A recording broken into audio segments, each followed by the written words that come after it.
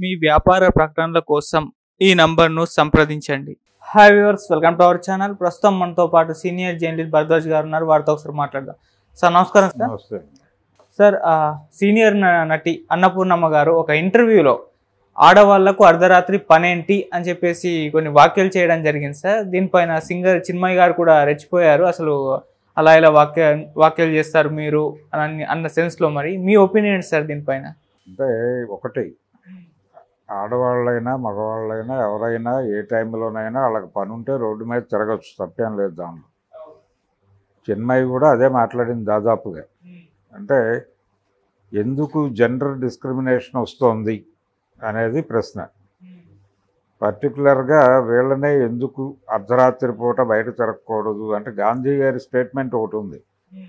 గాంధీ గారు అన్నారు అని చెప్పేటువంటి ఒక వాక్యం వీళ్ళందరూ కోట్ చేస్తూ ఉంటారు. ఆడది అర్ధరాత్రి పూట స్వేచ్ఛగా తిరిగే పరిస్థితులు ఉంటే దాన్ని స్వతంత్రం అనొచ్చు అని ఆయన తిరగమని చెప్పాడు కదా ఒక యాంగిల్లో.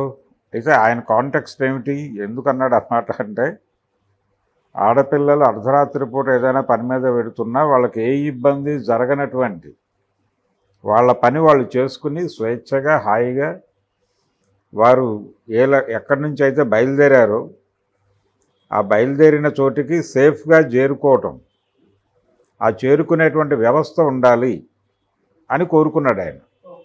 అంతే తప్ప అర్ధరాత్రి పూట తిరగమని చెప్పలేదు.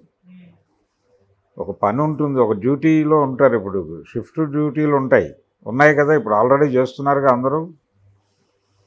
నైట్ షిఫ్ట్ ఉంటుంది, అది ఏ టైంలో ఎండ్ అవుతుందో తెలియదు. వాళ్ళు అక్కడి నుంచి బయలుదేరి రావాల్సి వస్తుంది. వచ్చేటప్పుడు ప్రత్యేకంగా ఆడవాళ్ళకి ఒక సేఫ్టీ ఎందుకు వస్తుంది, ఎందుకు అది చర్చనీయాంశంగా మారుతోంది అంటే, సమాజంలో ఉన్నటువంటి అంటే వాళ్ళకి భద్రత లేనటువంటి ఒక వ్యవస్థ ఉంది ఆల్రెడీ.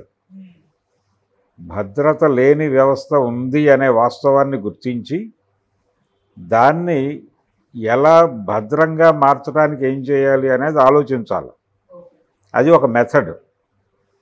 అది చేయకుండా అది చేయటం అనేది ఒక కోణం అయితే, ఈ వ్యవహారంలో ఆడవాళ్ళు అర్ధరాత్రి బయట తిరగటం అనే కాన్సెప్ట్ వరకు పరిమితం అయితే, వాళ్ళు భద్రంగా బయటకు వచ్చి భద్రంగా వారి పనులు చూసుకుని భద్రంగా తిరిగి వారి గమ్యానికి చేరుకునేటువంటి పరిస్థితులు లేకపోవడానికి సమాజం మొత్తం విచారించి ఆ రకమైనటువంటి పరిస్థితులు కల్పించడానికి ఏం చేయాలి అనేది ఆలోచించాలి, ఒక పద్ధతి. రెండో కోణం ఉంది దీనిలో. ఇప్పుడు ఆడవాళ్ళకి అర్ధరాత్రి ఏం పని అని ప్రశ్నించటం అంటే, అసలు బయటకు రావటం ఏంటి, ఇంట్లో ఉండాలి కదా ఆడది. పాత రోజుల్లో సామెత ఉంది, ఆడది గడప దాటకూడదు, ఆడదాని కాలు గడప దాటకూడదు, నవ్వు పెదవి దాటకూడదు అని. ఆ టైప్ స్టేట్మెంట్ ఇది. ఓకే. అసలు వాళ్ళకేం పని, హాయిగా ఇంట్లో ఉండి హాయిగా ఆ భర్తకు ఏదో వండి పెట్టి ఆ పిల్లలకు వండి పెట్టి అలా పడి ఉండొచ్చు కదా ఇంటి పట్టున. పడుంటే ఎందుకు బయటకు రావాల్సిన అవసరం వస్తుంది అన్న సెన్స్ కూడా ధ్వనిస్తుంది దీనిలో. పరిస్థితులు అట్లా లేవు. ఎందుకు లేవు అంటే, అన్నపూర్ణ గారే సినిమాల్లో నటించారు, ఆవిడ నాటకాల్లో నటించారు. పాత రోజుల్లో నాటకాలు ఎక్కడెక్కడో వేసేవారు. మరి ఆ నాటకాల్లో వేసినప్పుడు ఆవిడ జంధ్యాల గారి పక్కన హీరోయిన్గా నటించింది. ఆయన స్టేజ్ మీద ఆర్టిస్ట్గా యాక్ట్ చేసేవాడు. సంధ్యారాగంలో శంఖారావం అనే నాటకంలో ఈవిడ యాక్ట్ చేసేది హీరోయిన్గా. ఆ రోజుల్లో బెజవాడలో నేను చూశాను.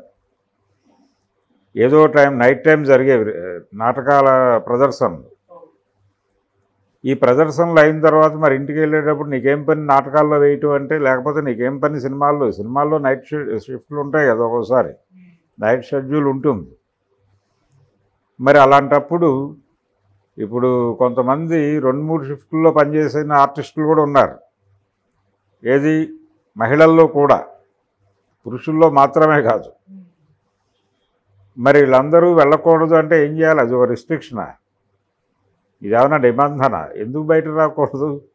వీళ్ళందరూ చేసిన వాళ్ళే. ఇప్పుడేంటంటే ఒక భద్రంగా ఉన్నారు. ఇప్పుడు వాళ్ళకి సేఫ్టీ ఒక జోన్లో ఉన్నారు. ఆ జోన్లో ఉండి ఇవన్నీ మాట్లాడుతున్నారు. ధర్మ పరిరక్షణ కూడా దీనిలో ఉంటుంది. ధర్మ పరిరక్షణ అంటే నేను ఇందాక చెప్పినటువంటి ఆడపిల్ల కాలు గడప దాటరాదు, నవ్వు పెదవి దాటరాదు అని చెప్పడంలో ఒక ధర్మం ఉంది. అంటే ఆడదానికి ఒక పరిమితి విధించుట, అంటే కంట్రోల్ చేయటం. ధర్మ విచ్ఛితికి ఆడదే కారణం అని చెప్పడం, ధర్మ పరిరక్షణ అనేది ఆడదాని బాధ్యత అని చెప్పడం. పతివ్రత అనే పదం ఉంది కానీ తెలుగులో దానికి కౌంటర్ పార్ట్ పురుషుడికి లేదు కదా. సతీవ్రతుడు అనాలి, లేకపోతే సతీవ్రతుడు అనే పదం లేదు కదా, పతివ్రత అనే పదం మాత్రమే కలదు. అంటే ఏమిటి, ధర్మ పరిరక్షణ అనేది కేవలం ఆడవాళ్ళ బాధ్యతగా వాళ్ళు డ్యూటీ వేసేసారు వాళ్ళకి. అంటే వాళ్ళు పవిత్రంగా ఉండాలి. ఎవరైనా తిట్టేటప్పుడు కూడా తల్లి పేరుతోనో భార్య పేరుతోనో తిడతారు. తిడితే ఏమిటి, వాడి వంశం అపవిత్రం అయిపోయినట్టు, వాడి జీవితం అపవిత్రమైనట్టు చేసినట్టుగా వీడు భావించి తృప్తి చెందుతాడు ఆ తిట్టడం ద్వారా. ఇది ఈ దుర్మార్గమైనటువంటి సంస్కృతి, ఈ ధర్మం పేరుతో చలామణి అవుతున్నటువంటి ఒక కల్చర్ ఉంది. ఓకే, ఈ కల్చర్ ప్రమాదకరం, ఇదొక ప్రమాదం. ఈ కల్చర్లో నుంచి పుట్టిన వాళ్ళే ఆడవాళ్ళు రోడ్డు మీదకి వస్తే ఏదైనా చేస్తారు. ఆఫ్టర్ ఆల్ ఆడది అనేటువంటి ఒపీనియన్తో ఉంటారు వీళ్ళు. ఈ ఆఫ్టర్ ఆల్ ఆడది అనేటువంటి ఒపీనియన్తో ఉన్న వాళ్ళతోనే డేంజర్. వీళ్ళని కంట్రోల్ చేయటం ఎలాగా, ఆ మెకానిజం ఏమిటి. నిజంగానే సమాజంలో వాళ్ళే అధికారంలో ఉన్నారు ఇప్పుడు. ఎవరైతే ఈ ఆఫ్టర్ ఆల్ అనుకునే వాళ్ళే అధికారంలో ఉన్నారు అన్ని చోట్ల.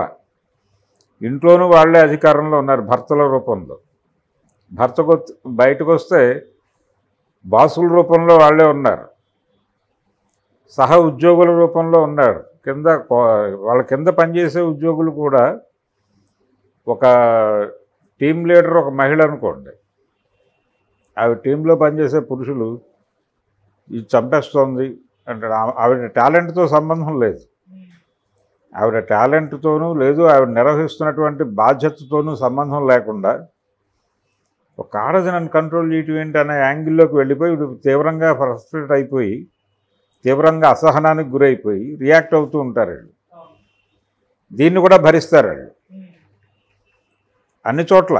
ఒక బ్యాంకులో ఆఫీసర్గా ఉందనుకోండి ఒక ఆవిడ, లేదా మేనేజర్గా ఒక మహిళ ఉంటే ఆవిడ పరిస్థితి కూడా అదే కదా దాదాపుగా. ఇలాంటి మానసిక పరిస్థితులు ఎందుకున్నాయి, ఎక్కడి నుంచి పుడుతున్నాయి ఈ భావాలన్నీ, ఈ భావజాలం పుట్టడానికి వేదికలు ఏమిటి, అక్కడ మనం ఎలా కంట్రోల్ చేయాలనేది ఆలోచించకుండా ఈ అర్ధరాత్రి తిరుగుళ్ళు ఎవరైనా అందరూ తిరుగుతున్నారుగా. పురుషులకు లేని ఇబ్బంది వీళ్ళకేమిటి, వీళ్ళకెందుకు నిబంధన, వీళ్ళు మనుషులేగా, వీళ్ళు మనుషులు కాదని మీరు మాట్లాడితే అది వేరే గొడవ. వీళ్ళు మనుషులు కాదు, పోనీ దేవతలు అంటున్నారా, మీరు అంత ఇదిగా చూసుకోగలుగుతున్నారా వీళ్ళని, లేదు కదా, ఊరినే దేవత అని చెప్తారు అంతవరకే. ధర్మ పరిరక్షణ అనేటువంటి డ్యూటీ అప్పచెప్పి ఇంట్లో పడేయటం. పవిత్రంగా ఉండాలి, వాళ్ళు పవిత్రంగా, వీడు పవిత్రంగా ఉండక్కర్లా, వీడు ఎలాగైనా తిరగచ్చు. నేను ఇందాకే చెప్పినట్టుగా పతివ్రత అనే దానికి యువతల పదం లేదు. ఆ లేకపోవడమే పురుషాధిక్య సమాజం తాలూకా సింబల్ అది. ఆ భావజాలంలో నుంచి పుట్టేవే ఈ మాటలన్నీ. ఆ మధ్య ఎవరో పెద్ద మనిషి, ఆడపిల్లలు అలా కాస్ట్యూమ్స్ వేసుకోవడం వల్ల, ఆ డ్రెస్సింగ్ వలన కదా పురుషులు ప్రవోక్ అయ్యి రేపులు చేస్తున్నారంటే చెయ్యరా మరి అని మాట్లాడాడు. ఇది చాలామంది చాలా టేక్ ఇట్ గ్రాంటెడ్గా మాట్లాడేశారు. ఈవెన్ సింగర్ జేసుదాస్ గారు కూడా మాట్లాడేశాడు. ఆ తర్వాత సారీ చెప్పాడు ఆయన. ఈ భావజాలం అంతా ఎక్కడి నుంచి వస్తుందంటే మహిళలకి మీరు ఇస్తున్నటువంటి స్థానం ఏమిటి అన్న దగ్గర మొదలవుతోంది. ఈ ఆఫ్టర్ ఆల్ గర్ల్ అనేది చిన్నపిల్లల నుంచి ఇంజెక్ట్ చేస్తున్నారు. తల్లులు కూడా తెలియకుండా అనేస్తున్నారు. పిల్లలతో సైకిల్ నేర్చుకుంటుంటే ఓ పార్కులో ఒక ఆడపిల్ల తొక్కుతోంది, నువ్వు తొక్కడానికి ఏమిటి అనేస్తారు క్యాజువల్గా. లేకపోతే ఒక ఆడపిల్లకు 80 మార్కులు వచ్చినాయి, నువ్వేమిటి అనేస్తారు. వాళ్ళు అనాలోచితంగా అనేస్తారు ఆ మాట, వాడి బుర్రలో అది నాటుకుంటుంది. ఆడపిల్లలు 80 మార్కులు తెచ్చుకోలేరా, ఆడపిల్లలు సైకిల్ తొక్కలేరా, వాళ్ళే తొక్కగాలేని నేనెందుకు తొక్కలేకపోతున్నాను అనేటువంటి ఒక ఈగోకి వెళ్తాడు. ఆ ఇగో వాడికి 2 ఏళ్ల వయసులోనో 3 ఏళ్ల వయసులోనో ప్రారంభమై వాడికి 40 ఏళ్ళు 50 ఏళ్ళు 60 ఏళ్ళు వచ్చే వరకు కంటిన్యూ అవుతుంది. అది పెరుగుతూ ఉంటుంది. ఆ పెరిగే క్రమంలో వాడు ఏదైనా చేస్తాడు. టేక్ ఇట్ గ్రాంటెడ్గా బిహేవ్ చేస్తారు. ఆ టేక్ ఇట్ గ్రాంటెడ్గా బిహేవ్ చేయటం వల్ల సమస్యలు వస్తాయి. ఈ మొత్తం అడ్రస్ చేయకుండా వేగ్గా ఆడవాళ్ళు అర్ధరాత్రి పూట బయట తిరగకూడదు, తిరగచ్చు, తిరిగితే ఇలా తిరగాలి, ఇవన్నీ ఎందుకు ప్రవచనాలు? కాబట్టి చిన్మయి ఇచ్చినటువంటి రిప్లై ప్రాపర్ రిప్లై. పని సందర్భాలు మారినాయి, ఇదివరకట్లా లేదు. ఇదివరకు జీవితం ఏమిటి? ఆఫీస్ అనగా 10 గంటల నుంచి సాయంత్రం 5 గంటల వరకు అనే పద్ధతి ఒక జీవితం నడిచింది. ఇప్పటి జమానా అలా లేదు. ఇప్పటి జమానా అర్ధరాత్రి 2ంటికి డ్యూటీలకు వెళ్ళేవాళ్ళు కూడా ఉన్నారు, 2ంటికి డ్యూటీలు దిగేవాళ్ళు ఉన్నారు, డ్యూటీలు ఎక్కేవాళ్ళు ఉన్నారు. మరి వీళ్ళందరూ ఏమైపోవాలా? ఇవి చెప్పినట్టు 12ంటికి తర్వాత 12 దాటితే బయట రాకూడదంటే అట్లా. కాబట్టి గాంధీ గారు చెప్పింది కొంత బెటర్ వీళ్ళతో పోలిస్తే. ఆ పరిస్థితులు కల్పించటం మన బాధ్యత అన్నాడు ఆయన. ఆ పరిస్థితులు కల్పించగలిగితే వాళ్ళు స్వేచ్ఛగా వాళ్ళ పనులు వాళ్ళు చేసుకుంటారు అనేది ఆయన అభిప్రాయం. అవును, అది పాజిటివ్గానే అన్నాడు ఆయన. దాన్ని నెగిటివ్ టోన్లోకి మార్చి ఇష్టం వచ్చినట్టుగా వ్యాఖ్యానాలు చేసి మాట్లాడుతున్నారు. కానీ దాని ఒరిజినల్ సెన్స్లో కనుక తీసుకుంటే అందులో పెద్ద బూతు మాట ఏం లేదు. వాళ్ళు ఏ టైంలోనైనా ఎవరైనా స్వేచ్ఛగా వాళ్ళ పనులు చేసుకోవడానికి అవకాశం ఉండాలి కదా సమాజంలో. ఆ పరిస్థితి ఎందుకు లేదు అనేది ఒక్క ప్రశ్న వేసుకుని ఆ పరిస్థితి తీసుకురావడానికి ఏం చేయాలి, ఆ పరిస్థితి లేకుండా చేయటానికి జరుగుతున్నటువంటి ప్రయత్నాలు ఏమిటి, ఆ ప్రయత్నాలను ఎలా అర్థం చేసుకోవాలి, వాటిని ఎలా ఎదుర్కోవాలి అనేది నీకు తెలియాలి. అది తెలియనంతకాలం ఇది ఇష్యూనే. నువ్వు ఆడవాళ్ళని ప్రత్యేకంగా దేవతల్లా చూడక్కర్లేదు, వాళ్ళ మనుషుల్లా చూస్తే చాలు. దేవతల్లా చూడక్కర్లేదు, వాళ్ళని పతివ్రత శిరోమణులు అనక్కర్లేదు. ఇష్టాలు వాళ్ళకే ఉంటాయి. వాళ్ళకి ఒకళ్ళ మీద ఇష్టం ఉండి ఇంకోళ్ళ వైపు టర్న్ అవుతుంది. మొత్తం డ్యూటీ వాళ్ళకేసి నువ్వు ఇష్టం వచ్చినట్టు బిహేవ్ చేసి నీలాగే వాళ్ళు కూడా బిహేవ్ చేస్తారు. ఒక పురుషుడు 7-8 మందితో తిరిగినప్పుడు ఒక మహిళ తిరిగితే తప్పేమిటి? మనకి అదేదో ధర్మ విరుద్ధంలాగా, వీడేమో ధర్మ రక్షకుల్లాగా, పైగా వీడు మళ్ళీ ఆవిడ మీద కామెంట్ చేయటం ఎంత దుర్మార్గం ఇది. సొసైటీ ఇప్పటికీ వివక్ష ఉంది మహిళల పట్ల, చాలా స్పష్టంగా వివక్ష ఈ రోజుకి కొనసాగుతోంది. ఈ మోడర్న్ సొసైటీలో కూడా దాన్ని ముందు అంగీకరించాలి. దాని తాలూకా నమూనాలే ఈ అన్నపూర్ణ గారి స్టేట్మెంట్ లాంటివి. అంటే సరెండర్డ్ ఉమెన్ వీళ్ళందరూ. ఆవిడ ప్రస్తుతం సేఫ్ జోన్లో ఉండి మాడేస్తోంది ధర్మ పరిరక్షణార్థం అన్నట్టుగా. ఇది ప్రమాదకరం. ఇలాంటి వాళ్ళు ప్రమాదకరం. ఆవిడ కూడా రకరకాల ఇబ్బందులు ఫేస్ చేసి ఉంటుందిగా, నాటకాలు వేసే రోజుల్లోనూ సినిమాల్లో నటించే రోజుల్లోనూ. అంటే ఒక రకంగా ఫీమేల్ డామినేషన్ ఉన్నటువంటి ఫీల్డ్స్లో పనిచేసింది ఆవిడ. అక్కడ రకరకాల వేధింపులకు గురై ఉంటుందిగా, వాటి గురించి మాట్లాడితే ధర్మంగా ఉంటుంది, ఈ పిచ్చి స్టేట్మెంట్లు ఇవ్వకుండా. Okay sir, thank you so much sir. Thank you.